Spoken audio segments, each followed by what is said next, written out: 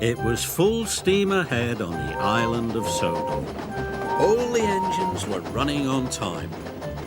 They wanted to finish their work quickly because tonight was Halloween. The engines loved seeing the children in their Halloween costumes. And the engines loved to hear tales of ghostly engines and scary steam trains. That evening, the Fat Controller came to Tidmouth Sheds. Thomas and Emily, you must go to the smelter's yard, he said.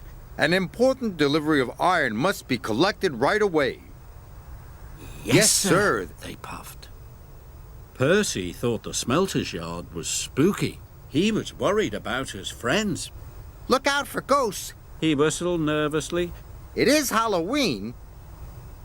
There's no such thing as ghosts, Thomas said cheerfully. It's just silly make-believe, added Emily, and they steamed off to the smelter's yard. The sun was setting and it was getting dark. Imagine being scared of Halloween, puffed Thomas. Or the smelter's yard, sniffed Emily. Pah, added Thomas. Thomas and Emily enjoyed feeling brave.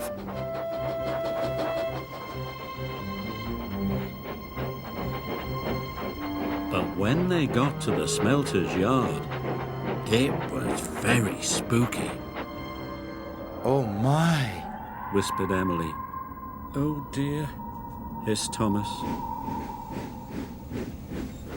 They puffed slowly through the piles of jagged steel and twisted scrap.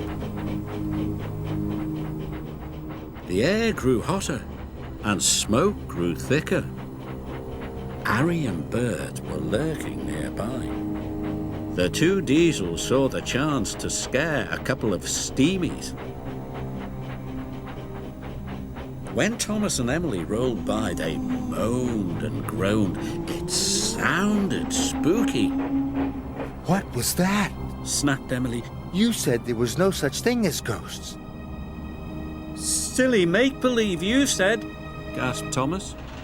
Suddenly a truck began to shudder and shake. Cinders and ashes, cried Thomas. Help! Wailed Emily. It's a ghost! Let's get away from here! They didn't know Arry and Bert had been bumping the flatbed's buffers. The two naughty diesels were having great fun. Thomas and Emily pulled up to the smelting shed. They gasped at the ghostly shadows and fizzing sparks. Their wheels felt as if they were frozen, but they had to go inside. I hope the ghost hasn't gone in there, quaked Thomas. Me too, quivered Emily.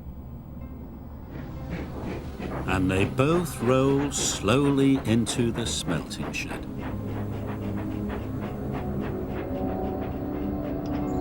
Inside, chains clanked and strange shadows danced across the walls. Must be brave, Thomas puffed. But it was spooky. Emily was turning round, ready to shunt some trucks. A great whoosh of sparks lit up the shed.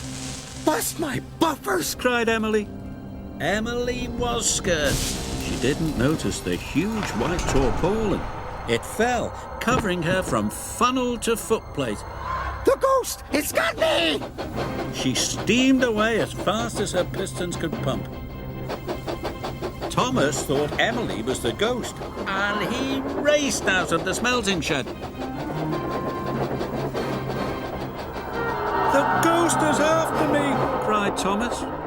Arry and Bert thought Emily was the ghost too, and they raced away. Thomas was right behind them, and Emily was right behind Thomas.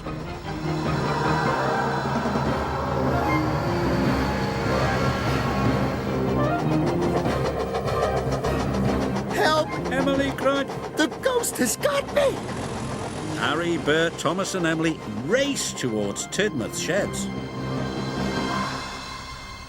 Tidmouth Sheds was quiet and peaceful. All the engines were fast asleep. Thomas's whistle soon woke them up. It's Thomas! Cried Percy. Something must be wrong. Suddenly, he saw Thomas, Arry and Bert racing into the yards. Stop! Arry, Bert and Thomas applied their brakes. They stopped just in time. The ghost is after us, whistled Thomas. Percy was scared, but just then Emily raced under a signal and the tarpaulin flew off. That's no ghost, Said Percy. that's Emily. The engines didn't feel scared anymore, but they did feel foolish. The Fat Controller arrived wearing his pajamas. What is all this fuss and bother? He boomed. It has caused confusion and delay. But, sir, cried Thomas, the flatbeds were rattling, And we heard moaning. said Emily. And groaning, added Thomas. The Fat Controller looked at Arry and Bert. Do you know anything about this? He asked sternly. It was us, sir. Bert mumbled, For your punishment, you go back and collect the iron at once. said the Fat Controller. Yes, sir. Said Arry and Bert, and they rumbled away.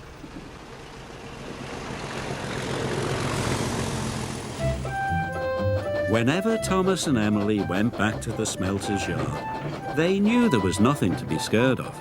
After all, there is no such thing as ghosts. It was all silly make-believe.